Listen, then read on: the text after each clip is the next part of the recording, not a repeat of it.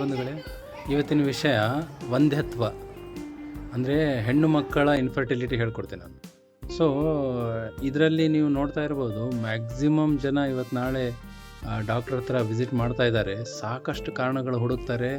Ovulation ಆಗ್ತಿಲ್ಲ, thyroid ಇದೆ, ಆಮೇಲೆ ನಿಮಗೆ PCOD ಇದೆ, ನಿಮಗೆ ಒಬೇಸ್ ಇದ್ದೀರಾ, ನಿಮಗೆ ನಿಮ್ಮದು ಹೈಟ್ ಕಮ್ಮಿ ಇದೆ, ನೀವು ವಯಸ್ಸಾಗ್ಬಿಟ್ಟಿದೆ, ಸಾವಿರಾರು ಕಾರಣ ಹೇಳ್ತಾರೆ.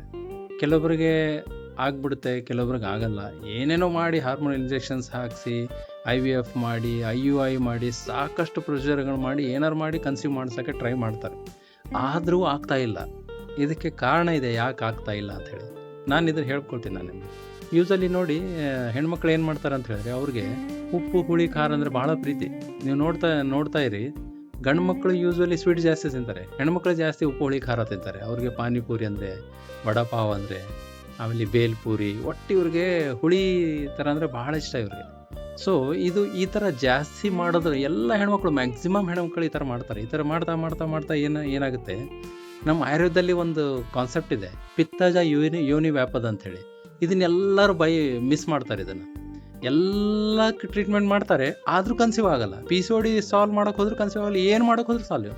ಯಾಕೆ ಆಗಲ್ಲ ಅಂತ ಹೇಳಿದ್ರೆ, ಇಲ್ಲಿ ಪಿತ್ತಲ ಯೋನಿ ವ್ಯಾಪದ ಆಗಿರ್ತದೆ. ಹೆಣ್ಮಕ್ಳು ಜಾಸ್ತಿ ಏನು ಮಾಡ್ತಾರೆ, ಉಪ್ಪು ಹುಳಿ ಖಾರ ತಿನ್ನೋದ್ರಿಂದ ಅವ್ರಿಗೆ ಆಸಿಡಿಟಿ, ಅಮ್ಲ ಪಿತ್ತ ಆಗಿಬಿಟ್ಟಿರುತ್ತೆ. ಯೂಸ್ವಲಿ ನೋಡಿ, ಮದುವೆ ಆದಮೇಲೆ ಅವ್ರಿಗೆ ರಕ್ತ ಕಡಿಮೆ ಆಗಿರುತ್ತೆ. ಆಸಿಡಿಟಿಯಿಂದ ರಕ್ತ ಎಲ್ಲ ಡಿಕ್ರೀಸ್ ಆಗಿ ಅವ್ರಿಗೆ ರಕ್ತ ಕಮ್ಮಿ ಆಗಿಬಿಟ್ಟಿರುತ್ತೆ.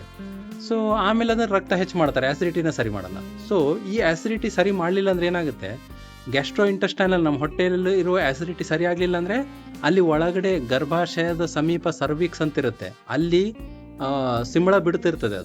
ಅದು ಓವ್ಯುಲೇಷನ್ ಟೈಮಲ್ಲಿ ಸಿಂಬಳ ಆಸಿಡಿಟಿ ಲೆವೆಲ್ನ ಕಮ್ಮಿ ಮಾಡಿಸಿ ಸ್ಪರ್ಮ್ನ ಆರಾಮಾಗಿ ಒಳಗಡೆ ಹೋಗೋ ಥರ ಮಾಡುತ್ತೆ.